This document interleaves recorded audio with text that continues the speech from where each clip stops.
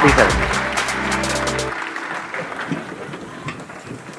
मैं एक शायरी बोलना था सर। क्या आप क्या बोलना चाहते हो? शायरी बोलना चाह रहे हैं। शायरी बोलना चाहते हो? माइक जरा। मेरे लिए? Yes sir. पक्का? हाँ, अब तो लीगल है।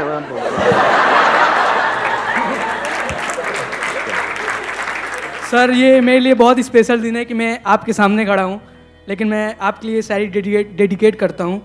वो याद नहीं करते हम भुला नहीं सकते, वो हंस नहीं सकते हम रुला नहीं सकते, हमारे संदीप सर इतने महान हैं कि वो हम बता नहीं सकते और आप जता नहीं सकते। क्या बात है!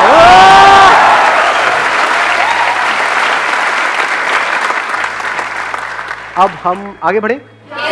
ठीक है, अब हमारे पास में दो ऑप्शंस है। एक है हम Q&A सेशन करें, इसमें आप लोग अलग अलग क्वेश्चंस पूछेंगे, अलग अलग मैं जवाब दूंगा। दूसरा ऑप्शन ये है कि एक टॉपिक मैं आपको बताऊं जो आपकी एज ग्रुप के लिए बहुत रेलेवेंट है, उसी टॉपिक पे हम स्टिक रहें। तो कितने हैं Q&A वाले? वोटिंग कर लेते हैं। कितने हैं Q&A वाले जो चाहते हैं Q&A सेशन हो? 2 3 4 5 6। ठीक है। और कितने चाहते हैं कि एक टॉपिक हो उसी पे हम स्टिक रहें? ठीक है, तो उन 6 लोगों को मारो पीटो, उनको जो मर्जी। ठीक है, मेजॉरिटी विंस। सबसे इंपॉर्टेंट क्या है अभी आप लोगों की लाइफ में इस एज ग्रुप में? करियर। और करियर में सक्सेसफुल होने के लिए क्या ऐसा है जिसको अच्छे से यूटिलाइज करना जरूरी है, जिसको अगर आप वेस्ट करते हो तो पूरी लाइफ है? टाइम। सही लग रहा है टॉपिक? कि हम अपने टाइम को अच्छे से यूज कैसे करें, टाइम को वेस्ट ना करें, क्योंकि अगर ये टाइम निकल गया तो गया।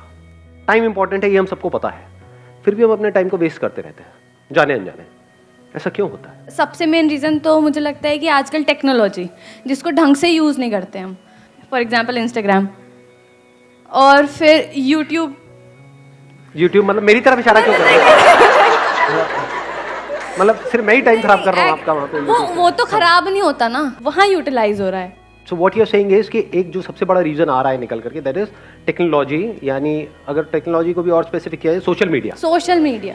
ऐसा नहीं है कि हम मतलब टेक्नोलॉजी इन द सेंस कि मोबाइल पे अगर हम चाहें तो बहुत कुछ अच्छी चीजें भी पढ़ सकते हैं अपने करियर से रिलेटेड या और चीजों से, वो हम नहीं करते हैं। वो नहीं करते हैं, वेले काम करते हैं जिसका हमारे करियर से, हमारे ड्रीम से, गोल से कोई कनेक्शन नहीं है दूर दूर तक। And second is personal distractions, as we all know. सभी को पता है। वो मैं समझा नहीं क्या? Love life.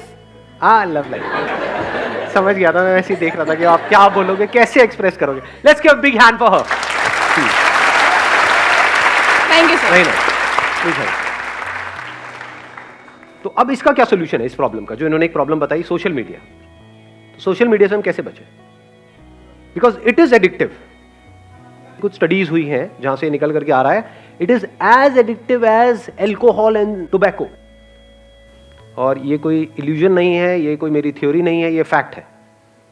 कितने लोग हैं सोशल मीडिया पे?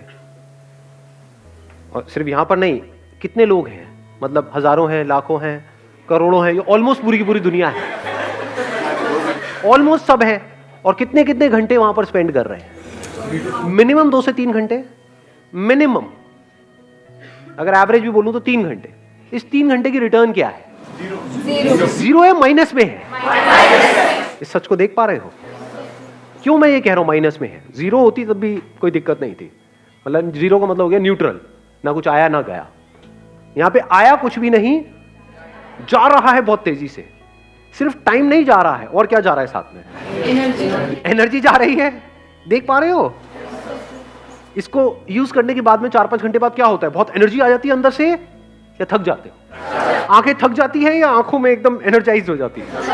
थक जाती है, बॉडी थक जाती है, हाथ यहां पे थक जाते हैं, नेक थक जाती है, बैक थक जाती है, दर्द होने लग जाता है, बॉडी स्टिफ हो जाती है। तो माइनस में है इसकी रिटर्न। पढ़ाई से हट रहे हो, जो भी करना चाहते हो वहां से हट रहे हो। ब्रेन आपकी क्या होती है ये सब देख करके, ये सब करके शार्प होती चली जाती है? माइंड शार्प हो जाता है या डल हो जाता है? बैठे रहो, मतलब दिमाग लगाने की जरूरत नहीं, देखते रहो, एक के बाद एक, एक के बाद एक, एक के बाद एक, कहीं का कहीं, कुछ का कुछ। तो इसका जो सोल्यूशन है, अगर ध्यान से आप समझ पाओगे, उसका सबसे पहला स्टेप है इस बात को समझना जो बात मैं कह रहा हूं। और सिर्फ अभी नहीं समझना कि अभी ये वीडियो देख रहे हो तो समझ रहे हो, यहां पे बैठे हो तो समझ रहे हो। खुद अपने आप से ये क्वेश्चन पूछना बार बार कि मैं कर क्या रहा हूं, और इसका मेरा जो भी ड्रीम है, जहां पे भी मैं अपनी लाइफ को देखता हूं 5 साल बाद, उससे क्या कनेक्शन है? अगर मेरे सारे सेशंस का आप एसेंस निकालोगे, वो है क्वेश्चनिंग, नॉट मोटिवेशन। बहुत सारे लोग मेरी वीडियोस को मोटिवेशन के लिए देखते हैं, बेवकूफ है वो लोग। फिर मेरी वीडियोस में या आप इंस्टाग्राम पे टाइम पास कर रहे हो, कोई फर्क नहीं है। मेरी वीडियोस भी मजे के लिए देख रहे हो या थोड़े चार्ज अप होने के लिए देख रहे हो, वहां भी मजे के लिए देख रहे हो, फर्क क्या रहा? मजा भी टेम्पररी, मोटिवेशन भी टेम्पररी। तो कब फायदा है मेरी वीडियोस देखने का? जब आप देखो and you go in a contemplative state. मतलब वीडियो देखने के बाद में वीडियो बंद किया और 10 मिनट के लिए या 20 मिनट के लिए या 1 घंटे के लिए बैठ करके अपने आप से क्वेश्चन पूछ रहे हो, कह रहे जो बंदा कह रहा है बात तो सही है, जो कह रहा है उसको मैं प्रैक्टिकली अपनी लाइफ में अप्लाई क्यों नहीं कर पा रहा हूं? क्यों नहीं कर पा रही हूं? सब जानते हुए भी मैं क्यों फंस रहा हूं? अगर इस तरह के आप क्वेश्चंस पूछने लग जाओगे तो जवाब मिलेंगे ना। अगर मैंने अपने आप से क्वेश्चन पूछे जिसके बेस पे मैंने आपको जवाब दिया और उसको आपने रट लिया, तो आप में और एक तोते में कोई फर्क नहीं है। पता आपको सब कुछ होगा, कर कुछ भी नहीं पा रहे हो। ये प्रॉब्लम आती है आप लोगों के साथ प्रैक्टिकली? नहीं आती है। बहुत लोग मेरे से क्वेश्चन पूछते हैं कि सर आपकी बातें सारी समझ तो आ जाती हैं लेकिन प्रैक्टिकली लाइफ में हम अप्लाई नहीं कर पाते। ऐसा क्यों है? क्योंकि वो मेरी बातें हैं, आपकी बातें नहीं है ना। आपकी बातें कैसे बनेंगी? उसका पहला स्टेप क्या है? क्वेश्चन पूछना। किससे क्वेश्चन पूछना? अपने आप से। दिन में कितने घंटे या कितने मिनट आप अपने आप से बैठ करके क्वेश्चनिंग करते हो? सच बोलो। जीरो। ये प्रॉब्लम की सारी जड़ है। क्वेश्चनिंग ही तो फर्क है आप में और एक जानवर में, एक गली के कुत्ते में और आप में फर्क क्या है? कभी सोचा है अपने आप से बैठ? थोड़ा कड़वा तो नहीं लग रहा? मैं कई बार बोलता तो हूं इतना स्ट्रांगली, मेरे को खुद को अजीब लग रहा होता है, लेकिन कई बार ये चीजें जरूरी होती है। सो अगर हम मिल करके क्वेश्चनिंग करें और सिर्फ यहां पर ना करें, इसके बाद भी करें, इसके बाद भी आप ये क्वेश्चनिंग करो, तब आपकी लाइफ का कंट्रोल आपके हाथ में आने लग जाएगा। ये बातें जो अभी हम कर रहे हैं ये थोड़ी देर तक याद रहेगी, उसके बाद में सब भूल भाल जाओगे। ये प्रैक्टिकल बात है। जैसे ही वापस से अपनी उस हैबिट में जाओगे, जो हैबिट आपको पड़ी हुई है पिछले कुछ सालों से, तो सारी बातें भूल जाओगे, उसकी तरफ खींचे चले जाओगे और फिर वो आपको ओवर पावर कर लेगा, आपकी ब्रेन को, और आपकी ब्रेन आपकी बॉडी को कंट्रोल करेगी। आप चाह करके भी अपने आप को रोक नहीं पाओगे। ये होने वाला है। ये सेशन खत्म होते ही यही होगा। देख लेना अभी वापसी में आप लोग, बहुत सारे लोग तो साथ में जा रहे होंगे, मेट्रो में बैठे होंगे, लगे होंगे सब कुछ वही हो रहा होगा जो हो रहा था। जो आप कर रहे थे यहां पर आते वक्त, वही जाते वक्त हो रहा होगा। Real problem procrastination. क्या रियल प्रॉब्लम प्रोक्रेस्टिनेशन है, या रियल प्रॉब्लम ये है कि एक सेंस ऑफ अर्जेंसी हमारे अंदर नहीं है? Do you have that sense of urgency कि यार मेरा टाइम निकल रहा है, मुझे कुछ करना है? अंदर से ये आग लगी हुई है। सच बोलो अपने आप से। Do you have that fire? अगर होगी तो फिर तो ये सोशल मीडिया पे हावी हो ही नहीं सकता ना। ये आपको ओवर पावर नहीं, कुछ भी आपको ओवर पावर नहीं कर सकता। डिस्ट्रैक्शन जीरो हो जाते हैं। मैं क्या करता हूं प्रैक्टिकली, मेरा फोन है किसी के पास में? मेरा किसके पास में दिखाना है? सबसे महंगा फोन है वर्ल्ड का, उससे ऊपर कोई है ही नहीं। ये मेरा प्यारा सा फोन है। अरे उल्टा था। Largest screen, best touch, 1000 pixel camera. कुछ है ही नहीं, क्या करोगे? ये मेरा फोन है, बट मेरे पास में एक और फोन भी है। वो अपने पास में नहीं रखता हूं वाला फोन, मेरे पास में ये वाला फोन रहता है। बट कभी कुछ इंपॉर्टेंट काम करना है, कोई एकदम से ईमेल आ गई है, कुछ आ गई, तो उस फोन को मैं ऑन करता हूं, फटाफट से वो काम करता हूं, ऑफ करता हूं, रख देता हूं। अब ये किसने किया है? मैंने किया है, अपने लिए किया है, जबकि मेरे को इसकी जरूरत नहीं है। अगर एक्चुअल में आप समझोगे तो आप किस लिए करना चाह रहे हो? अपने करियर के लिए। जबकि एक्चुअल में देखा जाए तो कौन है यहाँ पर जो कहेगा कि मेरा करियर बड़ा कमाल का सेट हो गया है जी, मैंने कर लिया जो कुछ करना था मुझे लाइफ में फाइनेंशियली? है कोई? एनीबडी? मैं तो हूं। करियर में जहां तक भी आप जो भी सोच सकते हो उससे बहुत बड़ा कुछ मैं ऑलरेडी कर चुका हूं। अगर आज मैं पूरा दिन भी बैठ करके मोबाइल पे टाइम पास करता रहूं, मुझे फाइनेंशियली कोई फर्क नहीं पड़ने वाला है, फिर भी कर रहा हूं। और आपको करना चाहिए, फिर भी आप नहीं कर रहे हो ना। घोचू ये होते हैं प्योर घोचू, तो कोई इंप्योरिटी है ही नहीं। समझे? करना किसको चाहिए, कर कौन रहा है? मतलब मुझे एक्चुअल में इसकी जरूरत नहीं है, फिर भी मैं कर रहा हूं। क्यों? सोचो, थोड़ा सा दिमाग लगाओ। Importance of time. Importance of time. Time किसके लिए इंपॉर्टेंट है? आपको पता है कि हाँ, एक मिनट, इन्होंने बड़ी अच्छी बात बोली। इंपॉर्टेंस ऑफ टाइम मेरे को क्लियर है, और जो अपना टाइम खराब कर रहे हैं उनको क्लियर नहीं है। ऐसे लोगों को जानते हो जो सुबह से रात तक बस बैठे रहते हैं, टाइम पास करते रहते हैं। क्यों क्यों करते हैं? थियोरेटिकली तो उनको पता है टाइम इंपॉर्टेंट है, बट उनके सारे एक्शंस कह रहे हैं कि उनके लिए टाइम इंपॉर्टेंट नहीं है। क्यों? क्योंकि उनको कुछ करना ही नहीं है जिंदगी में। हाँ, बोलते हैं कि मेरे को ये करना है, एक्चुअल में कुछ नहीं करना। लाइफ में एक ऐसा पर्पस चाहिए जो इतना बड़ा हो कि आपको 1 मिनट के लिए भी चैन से बैठने ना दे। तो अब आप यहां से जवाब देख सकते हो कि मेरे लिए टाइम इंपॉर्टेंट क्यों है। बिकॉज मेरी लाइफ का एम क्या है, गोल क्या है? कोई गोल नहीं है। देयर इज एब्सोल्युटली नो गोल। जितने गोल्स थे वो मैंने अचीव कर लिए हैं। अभी भी क्यों टाइम को वेस्ट नहीं कर रहा हूं? बिकॉज पर्पस है। वो पर्पस क्या है कि इस इंसान होने का जो मतलब है, यानी I got this body, I got this brain, mind, this way of thinking, intellect, ये सब है ना, ये मेरे पास में है ना, इसकी जो हाईएस्ट पॉसिबिलिटी है उसको अचीव करना है मुझे। सर, ये जो आपके क्वेश्चंस और ये सारी जो चीज़ें हैं, मतलब कि आप बढ़ चुके हैं आगे from financial freedom, you have achieved the financial freedom, उसके बाद आप ये सब सोच पा रहे हैं। सबसे पहले तो हम लोग को फाइनेंशियली पहले फ्री और ये सारी चीज़ें जब हम लोग के दिमाग से हटेंगी, तभी तो फिर हम लोग ये सारी स्पिरिचुअलिज्म पर सोच पाएंगे। सर, अब आपने एक बड़ा अच्छा क्वेश्चन पूछा है कि भाई कि ये सारी बातें जो मैं कर रहा हूँ, ये स्पिरिचुअल बातें हैं, ये तो बातें तब है ना जब पेट भरा हुआ हो, जब हमारे पास में पैसा आ जाए, जब हमारे पास में उससे ज्यादा हो जितना हमको चाहिए, तब ये सारी बातें काम की है। नहीं, अगर आपका पर्पस हो जाता है ये जिसकी मैं बात कर रहा हूं कि जो भी ये इंस्ट्रूमेंट मेरे पास में है इसकी हाईएस्ट पॉसिबिलिटी को अचीव करना, तो क्या फाइनेंशियल फ्रीडम, फाइनेंशियली इंडिपेंडेंट होना इसका पार्ट है या नहीं है? It is one of the part. It is the most important part. So इस पर्पस में ये भी आ गया। ये कह लो, ये पर्पस एक ऐसा है जो सीढ़ियां आप आगे ऊपर चढ़ते चले जा रहे हो जिसका एंड है ही नहीं, उसकी पहली सीढ़ी यही है। If you are not financially free, if you are working for money, तब तो पूरे दिन सुबह से रात तक you are just working for money. तो पूरी जिंदगी क्या किया? पैसे के लिए काम किया, पैसे के लिए जिए, पैसे के लिए मरे। तो अपने पे तो काम कभी किया ही नहीं। तो इसको अलग मत करो। यही हमारी सबकी प्रॉब्लम है।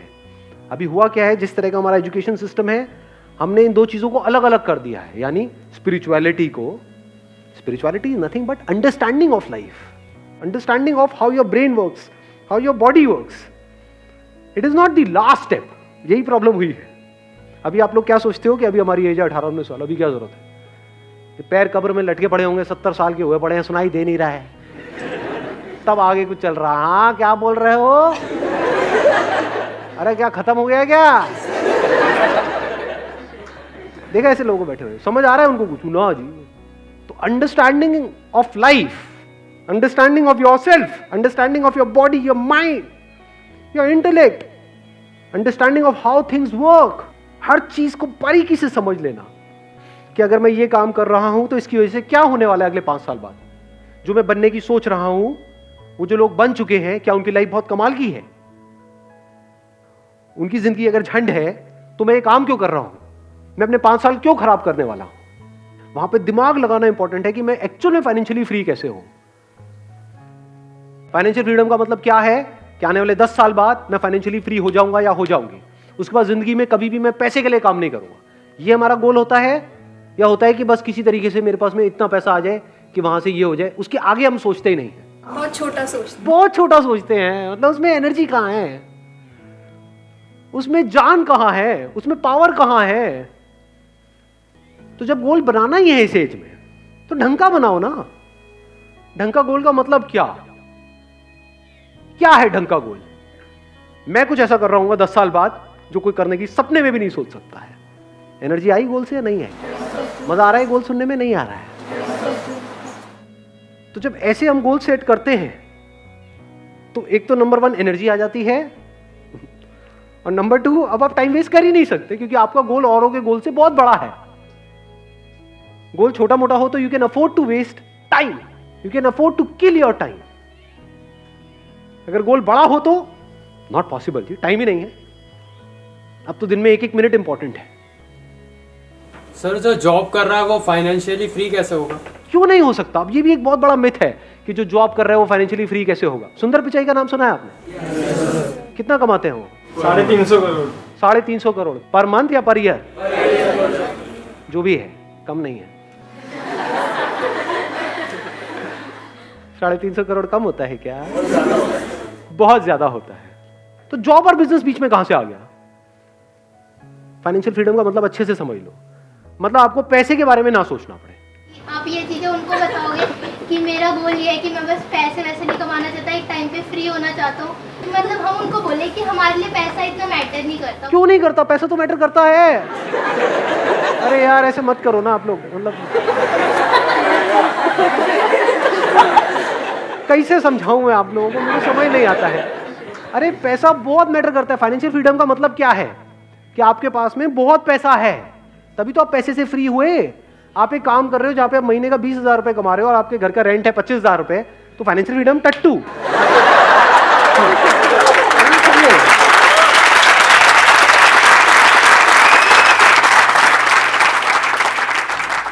कुछ भी करने से पहले आपको पैसे की टेंशन ना हो। मतलब अगर आप किसी रेस्टोरेंट में जाओ तो आप राइट साइड में ना देखो, लेफ्ट साइड में देखो।